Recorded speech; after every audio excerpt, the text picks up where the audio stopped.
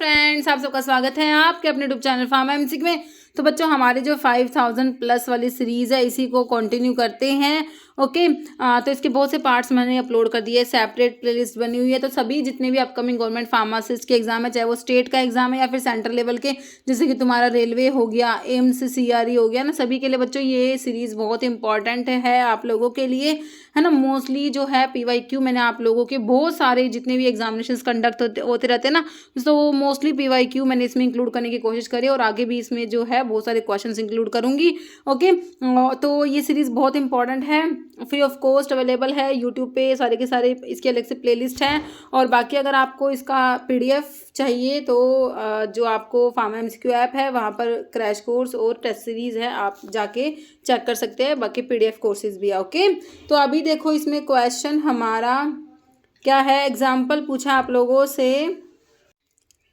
Options में timolol, ब्रिंजोलामाइड, pilocarpine, डिपिफ्रीन आपको दिया है। तो आप लोगों का बच्चों कार्बोनिक अनहाइड्रेज इनहिबिटर में आप लोगों का देखो, टिमोलोल तो बच्चों बीटा ब्लॉकर है ना। बीटा ब्लॉकर, ऐसा बीटा ब्लॉकर जो ग्लूकोमा में यूज़ करते हैं। क्वेश्चन बना हुआ हमसे टिमोलोल, नॉन सेलेक्टिव में आता है बाकी ये। ओके, मतलब कि non selective beta blocker. Brinzolamide, acetazolamide, dorzolamide, brinzolamide क्या है सब भाई, हमारे कार्बोनिक अनहाइड्रेज इनहिबिटर ही तो होते हैं। ओके। पिलोकार्पिन क्या है, कोलिनोमिमेटिक एल्कलॉइड होता है जो ग्लूकोमा में एज अ मियोटिक बच्चों यूज करा जाता है। Dipivefrin is the prodrug of adrenaline, है ना। तो यहाँ पर तुम्हारा जो क्वेश्चन है कार्बोनिक अनहाइड्रेज इनहिबिटर की तुमसे बात करी गई है, तो ब्रिंजोलामाइड आप लोगों का ऑप्शन 2 करेक्ट है। नेक्स्ट है free energy refers to which the following. तो फ्री एनर्जी जो होता है डेल जी से इसे आप रिप्रेजेंट करते हो, गिब्स फ्री एनर्जी इसे बोलते हैं। ओके। तो क्या होता है, कह रहे रैंडमनेस या डिसऑर्डर होता है मॉलिक्यूल का, इक्विलिब्रियम कांस्टेंट होता है रिएक्शन का, टोटल हीट कंटेंट होता है एक सिस्टम का, या energy available to do work. तो डेल जी जो है गिब्स फ्री एनर्जी जो होता है ये होता है energy available to do work. बच्चों ऑप्शन 4 करेक्ट हो जाएगा तुम्हारा, है ना। तो इसके लिए हमारा एक इक्वेशन आता है del G is equal to del H minus T del S. Okay. तो इसमें जो बच्चों डेल्टा एच होता है वो आपका क्या होता है, और एक डेल्टा एस होता है। डेल्टा एच जो है वो होता है टोटल हीट कंटेंट सिस्टम का, क्या होता है, डेल्टा एच होता है। और डेल्टा एस क्या होता है, रैंडमनेस या डिसऑर्डर होता है मॉलिक्यूल का, वो आपका क्या होता है, इंट्रोपी उसे कहते हो, जो कि डेल्टा एस होता है। ओके। तो delta G is equal to delta H minus T del S होता है ये। और ये जी क्या हो गया हमारा, gives free energy, energy available to do work. Okay, समझ आ गया। चलो भाई नेक्स्ट देखो, tonicity of a parental solution is generally calculated by which the following method, ना। टॉनिसिटी को कैलकुलेट करने के लिए कौन सा मेथड यूज करते हो बच्चों, sodium chloride equivalent method, freezing point depression method, बिल्कुल सही है। Partition coefficient method, diffusion coefficient, molecular weight method, solubility product method, या हेंडरसन हेजलबर्ग इक्वेशन, आर्हेनियस इक्वेशन। तो जो टॉनिसिटी है पेरेंटल सॉल्यूशंस का, उसको कैलकुलेट करेंगे हम सोडियम क्लोराइड इक्विवेलेंस मेथड और freezing point depression method. Option 1 correct हो जाएगा। ओके। कह रहे following correctly match a bacterial form with it structural arrangement. तो कौन सा मैच करेगा करेक्टली, कह रहे रोड शेप के बैक्टीरिया फॉर्मिंग चेन्स, है ना। तो ये कह रहे कि सार्सिना तो नहीं होते, फ्लैक्सिबल स्पायरल बैक्टीरिया जो होते हैं वो आपके विब्रियो तो कोमा शेप होते हैं। स्फेरिकल बैक्टीरिया क्लस्टर्स में जो होते हैं, स्फेरिकल कोकाई, है ना, क्लस्टर्स में स्टेफाइलोकोकस करेक्ट है। ओवल रोड शेप बैक्टीरिया को स्पायरिला नहीं कहोगे आप। ऑप्शन यहाँ पर ना करेक्ट तो 3 दिया हुआ है, बाकी सारे उल्टे पुल्टे लिखे हुए हैं, गलत लिखे हुए हैं। तो ऑप्शन 3 करेक्ट है। देखो rod shape bacteria forming chains, है ना, तो मतलब कि ये होते हैं तुम्हारे बैसिलाई, रोड शेप होते हैं बैसिलाई, और जो चेन्स बना रहे हैं तो मतलब कि स्ट्रिप्टो बैसिलाई, इसके लिए स्ट्रिप्टो मतलब चेन के लिए लग गया, बैसिलाई मतलब रोड शेप, है ना। तो स्ट्रिप्टो बैसिलाई टर्म यूज करोगे। ओके। सार्सिना बच्चों स्फेरिकल बैक्टीरिया, सार्सिना क्या होते हैं हमारे, स्फेरिकल बैक्टीरिया होते हैं, अरेंज होते हैं क्यूबिकल पैकेट ऑफ 8 सेल्स में। ओके। विब्रियो तुम्हें पता है बच्चों कोमा शेप होते हैं, जैसे कि तुम्हारा कोलेरा का पॉजिटिव ऑर्गेनिज्म विब्रियो कोलेरा जो होता है ना। फिर फ्लैक्सिबल जो स्पायरल बैक्टीरिया को स्पायरोचीट्स क्या है, स्पायरल बैक्टीरिया, जैसे कि सिफिलिस जो कोज कराता है, ट्रिपोनियम पैलिडियम, है ना, तो ये स्पायरोचीट में आता है। स्पायरिला रिजिड स्पायरल या कॉर्क स्क्रू शेप के बैक्टीरिया होते हैं। Oval rod shape bacteria short appear somewhat like cocci, या आपके कोकोबैसिलाई होते हैं, ओवल रोड शेप। ओके, कह रहे pharmacokinetic what the body does the drug include all except. तो देखो ये टर्म कई बार तुमसे बनी है, फार्माकोकाइनेटिक क्या है, फार्माकोडायनेमिक क्या है।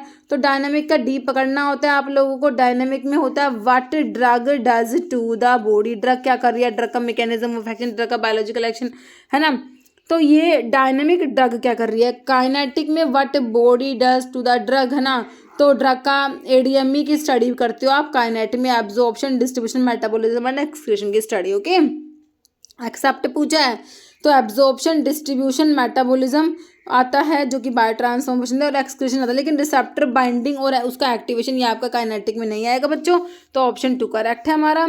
ओपियोइड रिसेप्टर सब टाइप रेस्पॉन्सिबल जो है यूफोरिया के लिए और कॉन्स्टिपेशन के लिए। देखिए आपने यूफोरिया के लिए म्यू पढ़ा है, लेकिन देखो ओपियोइड के पहले तो रिसेप्टर म्यू, कप्पा और डेल्टा तुम्हें याद होने चाहिए। 3 होते हैं, म्यू, कप्पा, डेल्टा। कई बार तो क्वेश्चन यही बनता है कौन सा ओपियोइड का रिसेप्टर नहीं है। 3 तो तुम्हें ये मिलेंगे ऑप्शन में, एक अलग हो, कोई अल्फा बीटा कुछ भी ऑप्शन में दे दिया, है ना। तो तुम्हें आना चाहिए। फिर कह रहे हैं इसका जो म्यू वाला रिसेप्टर होता है ये रिस्पॉन्सिबल होता है यूफोरिया के लिए। लेकिन यहाँ पे कह रहे हैं अब म्यू में भी म्यू1 म्यू2 तुम्हें दे देते, कप्पा डेल्टा तो होगा नहीं। म्यू1 म्यू2 में से तुम्हारा म्यू2 हो जाएगा, जो कि यूफोरिया एंड कॉन्स्टिपेशन की यहाँ पर बात करी गई है। Okay, option 2। Following inactivate papain. बच्चों पैपेन को कौन इनएक्टिवेट कराएगा, सिस्टीन कराएगा, glutathione, metal ions and oxidant thiosulphates, है ना। तो पैपेन जो है इसे इनएक्टिवेट कराते हैं तुम्हारे जो मेटल आयंस होते हैं और ऑक्सीडेंट्स होते हैं।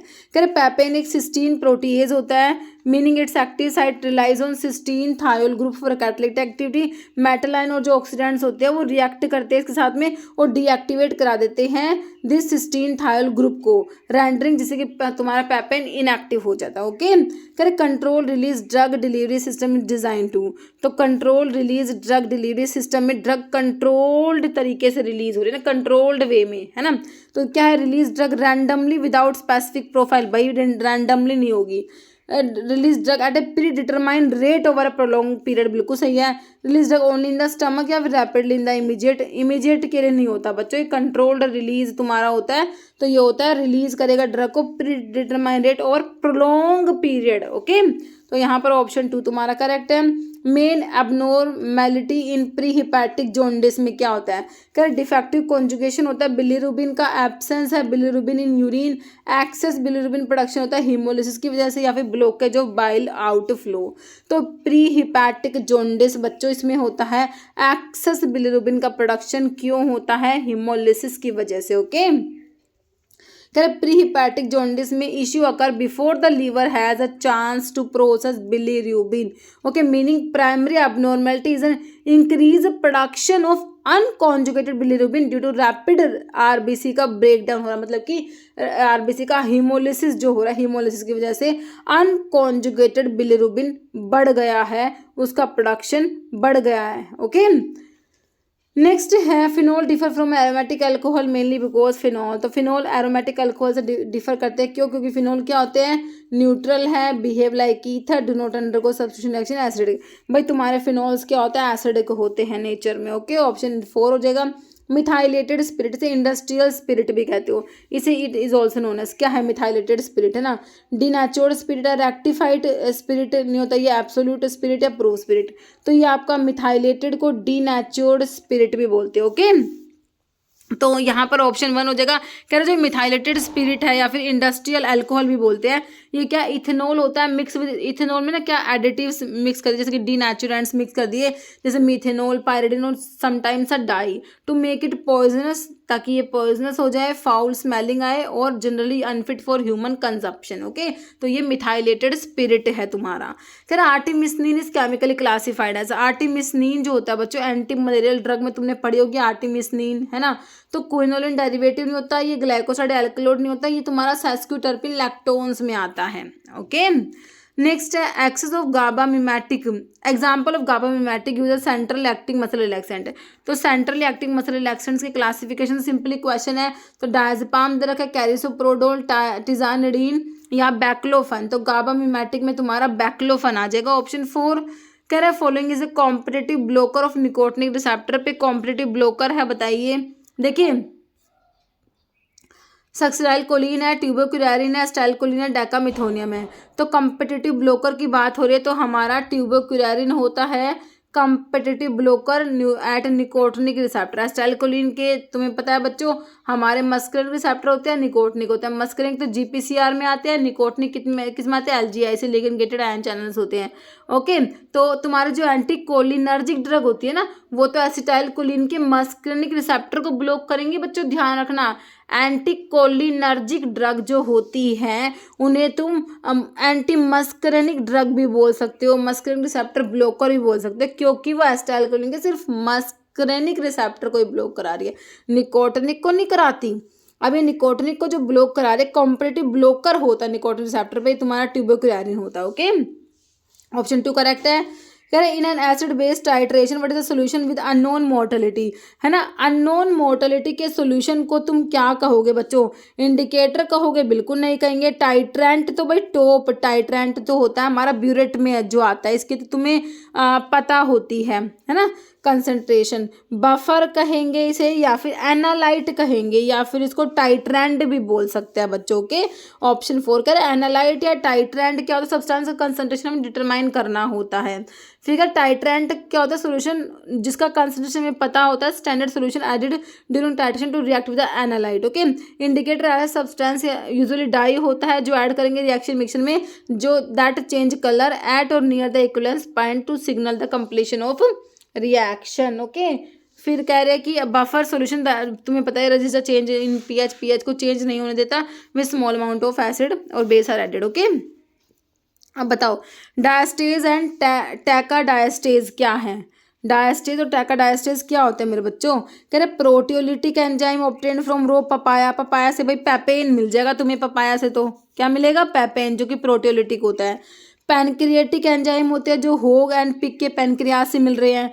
एमाइलोलिटिक एंजाइम है जो कि तुम्हें फंगस एस्परजिलस ओराइजा से मिल रहा है, या लिपोलिटिक एंजाइम है जो हमें मिल रहा है फंगस एस्परजिलस नाइगर से मिल रहे हैं।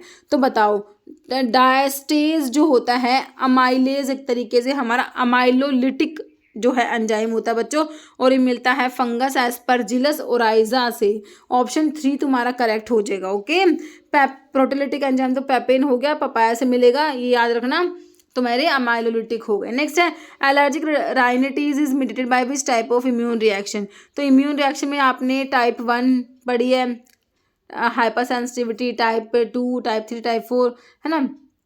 तो ये टाइप 4 होती है T cell mediated delayed type reaction से टाइप 4 होती है बच्चों। Type 3 hypersensitivity IgM type, और साइटोटॉक्सिक जो होती है टाइप 2 होती है आईजी मीडिएटेड, और टाइप 1 हाइपर सेंसिटिविटी जिसमें आईजीई एंटीबॉडी इन्वॉल्व होती है।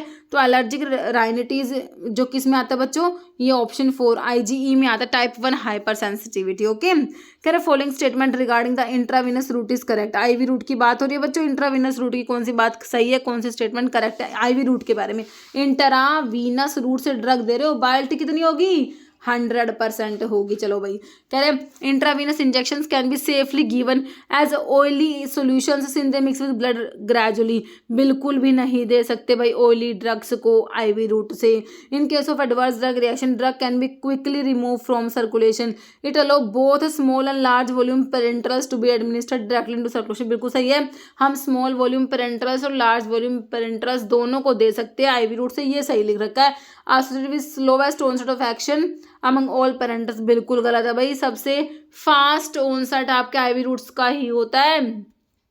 डायरेक्टली ड्रग ब्लड में जा रही है बच्चों, ऑप्शन 3 वाली बात करेक्ट है, बाकी गलत है। ओके, कह रहे dibasic calcium phosphate is used which of the following. तो डेंट्रीफाइस एंटीकेरीज में बच्चों फ्लोराइड में सोडियम फ्लोराइड, स्टेनस फ्लोराइड तुमने पढ़े होंगे, है ना। इसमें फ्लोराइड्स आते हैं। माउथ वॉश डिसेंसिटाइजिंग एजेंट, है ना, डिसेंसिटाइजिंग में स्ट्रोंटियम क्लोराइड आप लोग पढ़ते हो। तो यहाँ पर डेंट्रीफाइसिस में तुम्हारे डाइबेसिक कैल्शियम फॉस्फेट आता है। Haemolytic anaemia is characterised by haemolysis हो जाएगा, आरबीसीज का डिस्ट्रक्शन होता है। रिड्यूस आरबीसी का प्रोडक्शन, बोन मैरो में आरबीसी का प्रोडक्शन कम हो जाएगा। एक्सेसिव ब्लड लॉस होगा, प्रीमैच्योर रप्चर हो जाएगी आरबीसी की मेम्ब्रेन, डेफिशिएंसी हो जाएगी आयरन की। आयरन की डेफिशिएंसी से नहीं होता बच्चों, इसमें क्या होगी तुम्हारा आरबीसी डिस्ट्रॉय होगी, प्रीमैच्योर रप्चरिंग होगी इनकी मेम्ब्रेन की, आरबीसी की membrane. Okay, following is the best example of positive feedback mechanism system in the human body. Positive feedback system क्या, टेम्परेचर जो रेगुलेट हो, thermoregulation via sweat in heat, child birth contraction during label by oxytocin cycle blood blood glucose regulation by insulin या regulation of blood pressure via baroreceptor reflex. तो क्या होता है positive feedback में आपका जो है चाइल्ड बर्थ के टाइम जो कॉन्ट्रैक्शन हो रही है बच्चों लेबर के दौरान वाया ऑक्सीटोसिन साइकिल, तो ये करेक्ट है तुम्हारा, पॉजिटिव फीडबैक में आ जाएगा। बाकी तीनों आपके नेगेटिव फीडबैक में आते हैं। ओके, कह रहा है एसिड बेस्ड टाइट्रेशन में useful indicator should have which property, indicator की क्या प्रॉपर्टी होनी चाहिए बच्चों, PK far pro from titration point, any colour regardless of PK, weak colour and broad colour change होना चाहिए या फिर स्ट्रॉन्ग कलर होना चाहिए, and sharp colour change near its PK. तो शार्प होना चाहिए बच्चों कलर चेंज इसके पीके के पास, स्ट्रॉन्ग कलर होना चाहिए। ओके, कह रहा है following route of drug administration is, drug inject करेंगे रेक्टस फीमोरिस, है ना, तो इंट्राडर्मल, सबक्यूटेनियस, इंटराम मस्कुलर या इंटरावीनस। तो ये इंटराम मस्कुलर में जो ड्रग को इंजेक्ट करते हो मसल्स जैसे ग्लूटियस मैक्सिमस, रेक्टस फीमोरिस, है ना, इनमें, तो ये आपका इंटराम मस्कुलर होता है, मसल्स में जो ड्रग को इंजेक्ट करा जा रहा है। ओके, तो यहाँ पर हो गया आपका ऑप्शन 3, करें intramuscular route of drug administration involve injecting medications into a muscle, rectus femoris muscle located in the middle of the front of the thigh, है ना, is one of the commonly use site होती है इस type के injections के लिए। Test organism for microbiological assay of cyanocobalamin के लिए मैंने तुमको क्या बताया, लैक्टोबैसिलस लैचमानी, है ना, कई एग्जाम में क्वेश्चन बना हुआ है बच्चों, देख लो ऑप्शन यहाँ पर हो जाएगा तुम्हारा 3 हो जाएगा।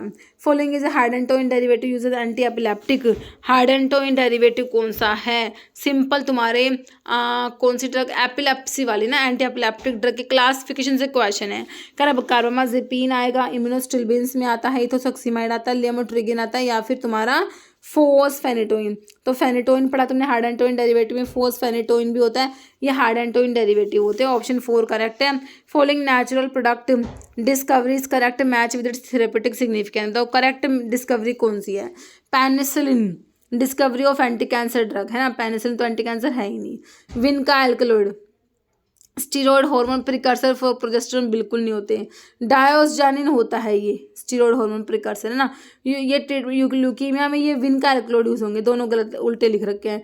रिजर्पिन हाइपोटेंसिव एंड ट्रांसक्लाइजिंग प्रॉपर्टीज, भाई ये ऑप्शन 4 करेक्ट है हमारा, रोवोल्फिया का रिजर्पिन देख लो भाई कितना इंपॉर्टेंट है। एंटी हाइपरटेंसिव हो बोल दो या फिर हाइपोटेंसिव बोल दो, और ट्रांसक्लाइजर भी होता है। ओके, कह रहा ऑप्सनाइजेशन प्राइमरली फंक्शन, तो ऑप्सनाइजेशन का फंक्शन क्या होता है, फैसिलिटेट करना फैगोसाइटोसिस को, ट्रिगर करना एपोप्टोसिस, इनिबिट करना कॉम्प्लीमेंट एक्टिवेशन, या फिर डिस्ट्रॉय करना एंटीबॉडी को directly.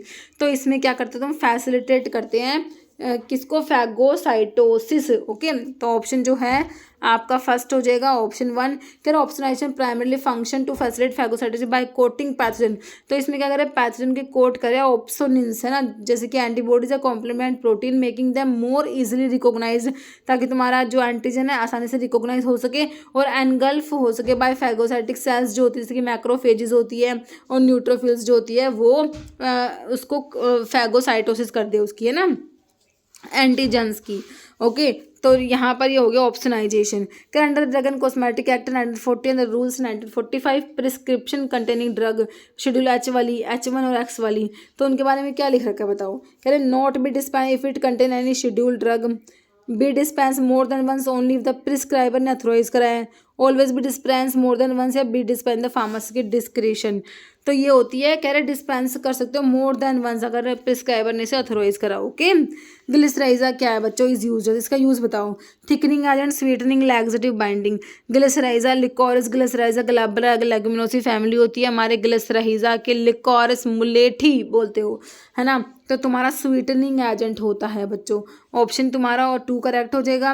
Professional organisation for pharmacist help in, है ना, जो प्रोफेशनल ऑर्गेनाइजेशंस होते हैं फार्मासिस्ट के लिए किस में हेल्प करते हैं, एनकरेज करते हैं कोलैबोरेशन एंड प्रोफेशनल डेवलपमेंट को, लिमिट करते हैं फार्मासिस्ट की रिस्पॉन्सिबिलिटी, एंश्योर करते हैं pharmacist remain isolated in their practice, या डिस्करेजिंग इथिकल बिहेवियर। तो बताओ, देखो डिस्करेजिंग करेंगे बिल्कुल नहीं, ensure pharmacist remain isolated in their practice ये भी नहीं होगा, लिमिट करेंगे फार्मासिस्ट की रिस्पॉन्सिबिलिटी ये भी नहीं होगा, एनकरेज करेंगे कोलैबोरेशन और फार्मासिस्ट जो है प्रोफेशनल डेवलपमेंट को। ओके, ऑप्शन 1 तुम्हारा बच्चों क्या है, सही है।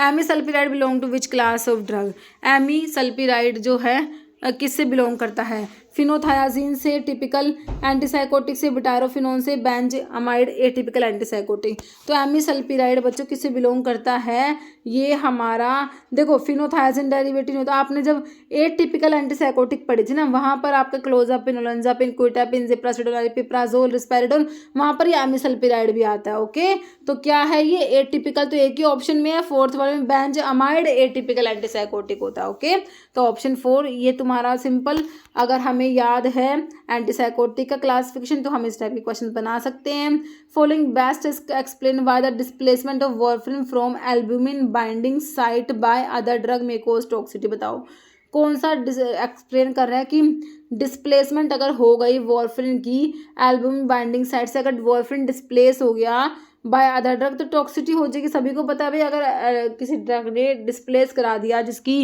जो एफिनिटी ज़्यादा है ना बाइंड होने के लिए एल्ब्यूमिन से, तो वार्फरिन जो है फ्री ड्रग ज़्यादा हो जाएगी। और तुम्हारी वार्फरिन तो वैसे भी टेराटोजेनिक भी है ये, और है ना, तो ये टॉक्सिसिटी करा देगी। तो क्या है इसमें, देखो एक बारी कह रहे बिकॉज डिस्प्लेसमेंट से prevent warfarin from being metabolised by the liver. कह रहे डिस्प्लेसमेंट प्रिवेंट करता है वार्फरिन को being metabolised by the liver, ऐसा नहीं होता। डिस्प्लेसमेंट इंक्रीज कराता है बाउंड फ्रैक्शन वार्फरिन का, एनहांस इट्स स्टोरेज नहीं, डिस्प्लेसमेंट से बाउंड नहीं, फ्री फ्रैक्शन ज़्यादा हो जाता है। बिकॉज डिस्प्लेसमेंट डिक्रीज करा देगा, फ्री फ्रैक्शन को डिक्रीज नहीं इंक्रीज कराता है ना, रिड्यूस एंटीकोगुलेंट ऐसा नहीं होता। डिस्प्लेसमेंट इंक्रीज कराता है, फ्री फ्रैक्शन बिल्कुल कराएगा, वार्फरिन का एनहांस कराता है एक फार्माकोलॉजिकल एक्टिविटी को, रिस्क ऑफ टॉक्सिसिटी को। बच्चों ये ऑप्शन 4 वाली बात बिल्कुल तुम्हारी करेक्ट सही लिख रखी है। ओके, प्राइमरी रोल फार्मासिस्ट का in the medical profession is to. बताओ भाई तुम्हारे फार्मासिस्ट का प्राइमरी रोल बताओ मेडिकल प्रोफेशन में क्या करेंगे भाई हम फार्मासिस्ट, प्रिस्क्राइब करेंगे मेडिकेशंस को इंडिपेंडेंटली, डायग्नोज करेंगे डिजीज़ को इन पेशेंट्स, परफॉर्म करेंगे सर्जिकल प्रोसीजर्स, या डिस्पेंस करेंगे मेडिकेशंस को, प्रोवाइड करेंगे ड्रग की इंफॉर्मेशन। भाई सबसे सटीक और सही बात तो यही है, ऑप्शन 4 है ना। रिचर्ड मीजल वैल्यू इज क्या है भाई, रिचर्ड मीजल वैल्यू क्या है, डिटरमाइन करोगे पीएच एसिड का, इससे डिफ्रेंशिएट करोगे प्राइमरी सेकेंडरी टर्शरी अमीन्स को, एनालाइज करोगे फैट एंड ऑयल्स को, डिफ्रेंशिएट करोगे प्राइमरी सेकेंडरी टर्शरी अल्कोहल्स के लिए लुकास टेस्ट बताया था ना एक बार एक क्वेश्चन में ना।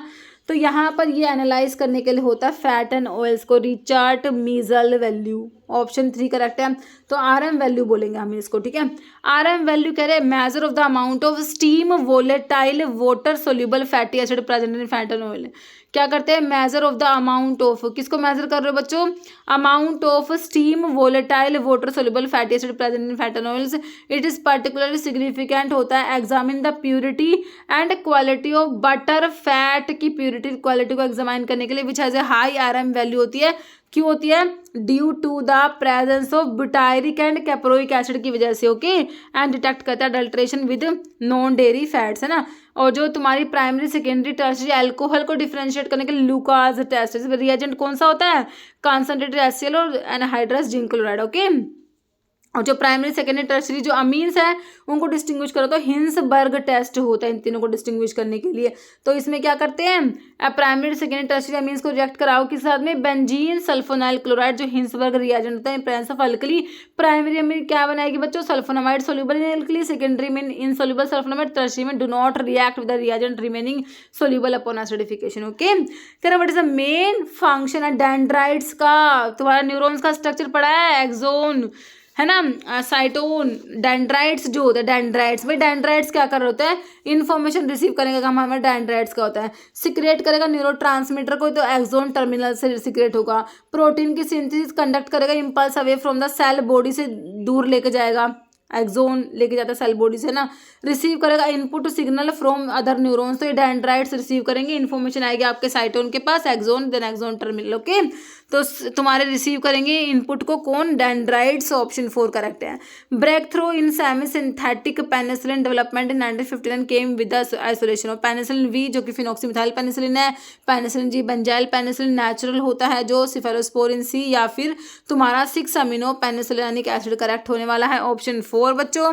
कह रहे greatest adrenergic activity of a direct sympathomimetic agent is when the aromatic ring is separated from amino ring by, बताओ कह रहे greatest adrenergic activity of direct sympathomimetics, जैसे हमारे एड्रिनलिन, नोर एड्रिनलिन, ये सब जो होते हैं ना, तो इनकी जो ग्रेटेस्ट एड्रिनर्जिक एक्टिविटी जो होती है कब होगी, जब एरोमेटिक रिंग सेपरेट होगी अमीनो ग्रुप से। कितने कार्बन से सेपरेट होगी भाई, 4, 2, 5 या 3? भाई 2 कार्बन सही होगा, 2 कार्बन सेपरेट होने पे ही आपका एड्रिनर्जिक एक्टिविटी ज़्यादा होगी। ओके, तो ऑप्शन 2 वाला कौन सा है, 2 वाले में ही 2 कार्बन लिखा हुआ है। ओके, कह रहे मैक्सिमम सिंपैथोमिमेटिक एक्टिविटी के लिए drug must have amine group 2 carbon away from aromatic ring से। अमीन ग्रुप है ना, 2 कार्बन दूर होना चाहिए एरोमेटिक रिंग से। Hydroxyl group at the chiral beta position in the R configuration, और hydroxyl group in the meta and para position of the aromatic ring to catechol which aromatic ring to form a catechol which is essential for receptor की binding के लिए। Okay, कर rancidification of fat अगर mainly due to, rancidification जो होता है fat का वो होता है ऑक्सीडेशन की वजह से और हाइड्रोलिसिस की वजह से, है ना। तो यहाँ पर बच्चों ऑप्शन 1 हो जाएगा, ऑक्सीडेशन से भी होता है और हाइड्रोलिसिस से भी होता है फैट का रैंसिडिफिकेशन। क्या rancidification is the process of complete या इनकम्प्लीट ऑटो ऑक्सीडेशन या हाइड्रोलिसिस, है ना। ऑटो ऑक्सीडेशन हो जाएगा या हाइड्रोलिसिस हो जाता है फैट एंड ऑयल्स का when expose to air, light, moisture या bacterial action producing short chain aldehyde, ketone and free fatty acid. Okay, following is true about the bond angle in benzene में bond angle के बारे में true है। Alternate angles are 90 degree and 150 degree. Bond angle can not be experimentally determined. Bond angle very dependent और double और single bond या सारे bond angle 120 degree के होते हैं। ऑप्शन लास्ट वाला करेक्ट है, ऑप्शन डी ट्रू है, ऑप्शन डी। कह रहे correct statement regarding bond angle क्या है, सारे बॉन्ड एंगल जो होते हैं वो 120 डिग्री के होते हैं।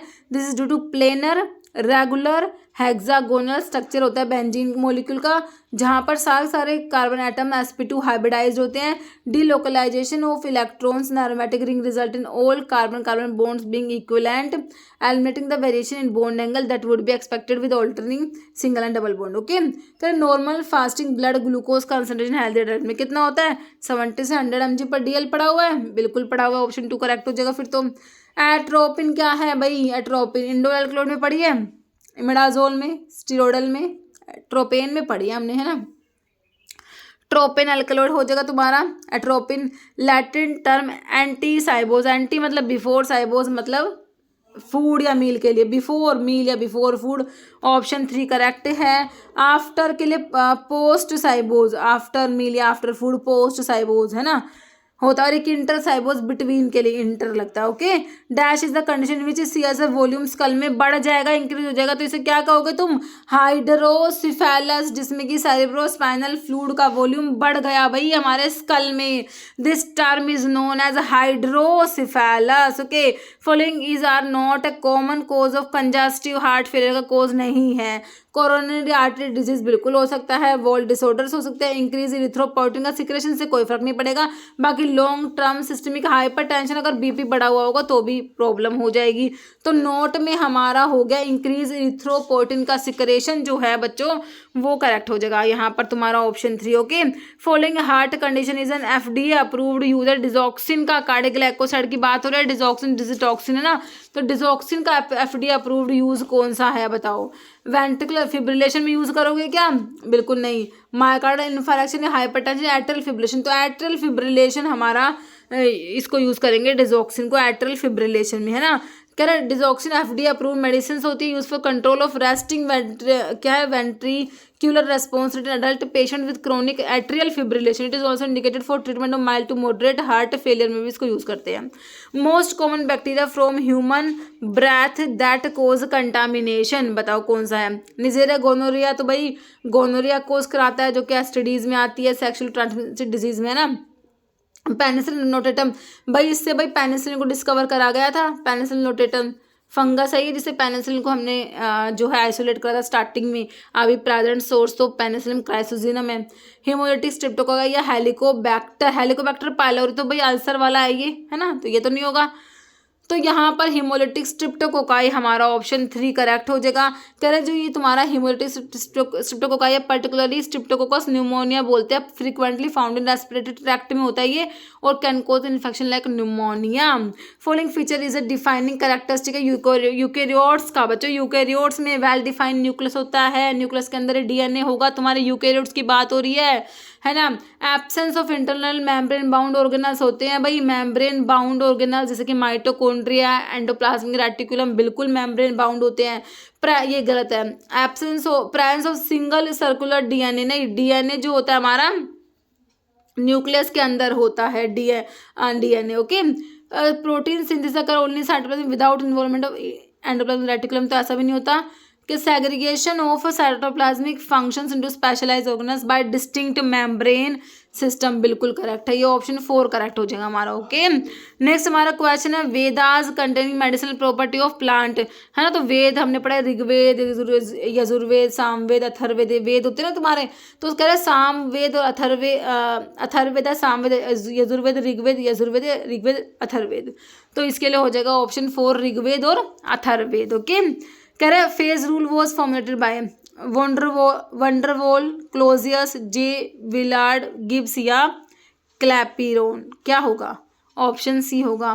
ठीक है, ये गिब्स, जे विलार्ड गिब्स ने फेज रूल को फॉर्मुलेट करा। फेज रूल एक इक्वेशन है जो किसको रिलेट करे, number of phase components and degree of freedom in thermodynamic system, इसको डिराइव करा था by American physicist Josiah Willard Gibbs ने 1870 में। ओके, क्या enfuvirtide example of following antiviral drug category, enfuvirtide जो है किस में आता है, ये आप लोगों ने आंसर करना है। न्यूक्लियोसाइड रिवर्स ट्रांसक्रिप्टेज इनिबिटर है, प्रोटीएज इनिबिटर है, फ्यूजन इनिबिटर है, या non nucleoside reverse transcriptase inhibitor. Antiviral drug का क्लासिफिकेशन बताया था, नो न्यूक्लियोसाइड में हमने END से याद कर रखी थी, बाकी और भी हैं पर तुम्हें ये तो याद होनी चाहिए, नेविरापिन, इफाविरिन, जिलाविडिन, है ना। प्रोटीएज में रिंसल से आपने याद कर रखी है, बाकी और भी ऐड हो रखी है, बाकी ये तो आपको रिटोनाविर, इंडिनाविर, नल्फिनाविर, साक्विनाविर, एम्पिनाविर, लोपिनाविर याद होनी ही चाहिए। और न्यूक्लियोसाइड रिवर्स ट्रांसक्रिप्टेज NRTI, जिडोविडिन, ये सब ड्रग आती है। एन्फ्यूविटाइड इज अ फ्यूजन इनिबिटर, है ना। फ्यू से फ्यूजन इनिबिटर है, तो ऑप्शन 3 करेक्ट हो गया, फ्यूजन इनिबिटर है बच्चों, एन्फ्यूविटाइड, है ना। एंटीवायरल का क्लासिफिकेशन मैं तुमको पढ़ाया जब वहाँ पर ये ड्रग हमने पढ़ी थी, है ना, बिल्कुल पढ़ी थी। चलो भाई ठीक है बच्चों, इतने क्वेश्चन से आज की वीडियो में मिलते हैं आप लोगों से नेक्स्ट वीडियो में। Okay, thank you.